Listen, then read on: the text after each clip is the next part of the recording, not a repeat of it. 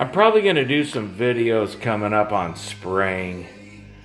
I'm trying to find a few projects around here I can spray. I'm probably going to take this tabletop here, which I really like, scuff it down real good, prime it with some universal primer, and I'm going to spray it with probably 3 coats of Sherwin-Williams Acrylon, and see how it turns out.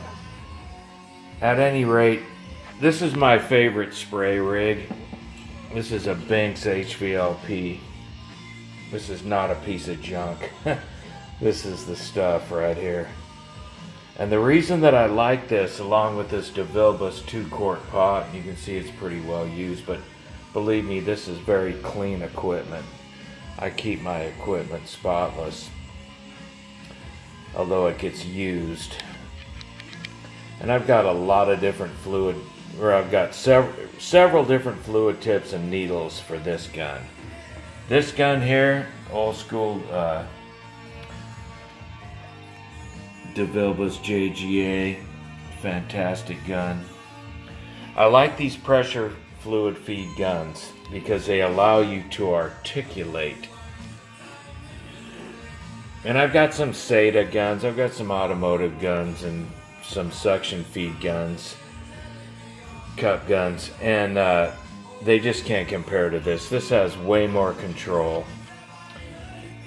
I got a cheater valve on there. You just basically have complete control.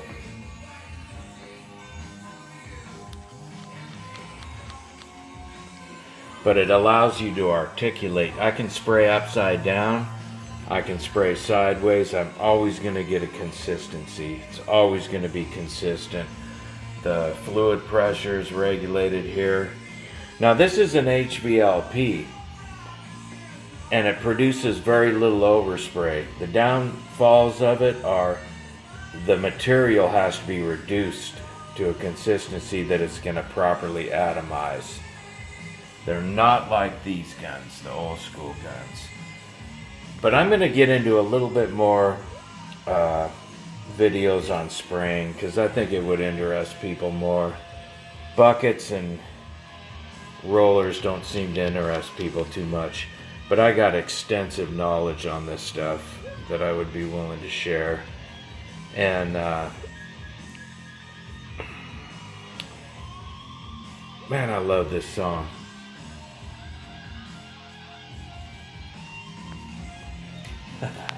That's on a cassette too. Listen to that.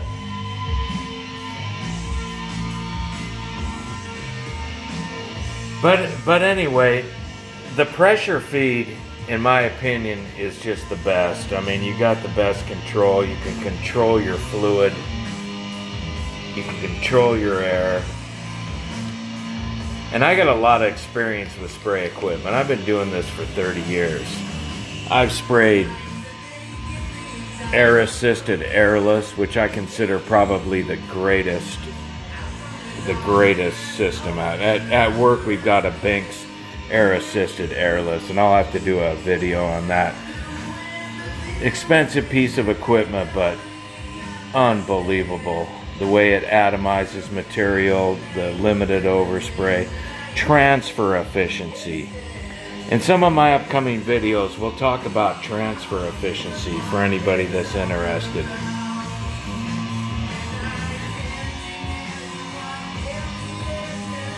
I've sprayed electrostatic, I've sprayed all kinds of stuff. This may have been stolen at some time. Look, it looks like they sawed the serial number off. I bought this from a guy at work, so I don't...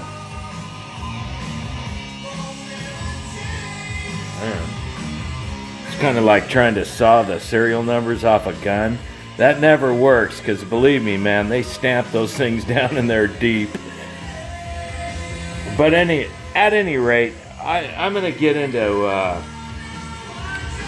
spray painting a little bit more. Maybe if I show cool stuff like this that looks like a gun, I can actually get some hits, because the whole bucket and the grid thing doesn't seem to be working very well for me. And if anybody's got any questions about painting, I tell you what, man, I don't mean to brag or anything, but I know more about paint than anybody you'll ever meet or talk to in your life. I understand it at a scientific level, and I also understand how to apply it mechanically. So if anybody has any questions, go ahead and ask me. But you gotta admit, this is one beautiful piece of equipment. And when these came out, they were very expensive. But see how you can articulate that? I can turn it at any angle, any degree, upside down. Doesn't matter, it's gonna remain consistent. Transfer efficiency, boys. This man in the row, KISW. Mile in prison. This is new from Creed.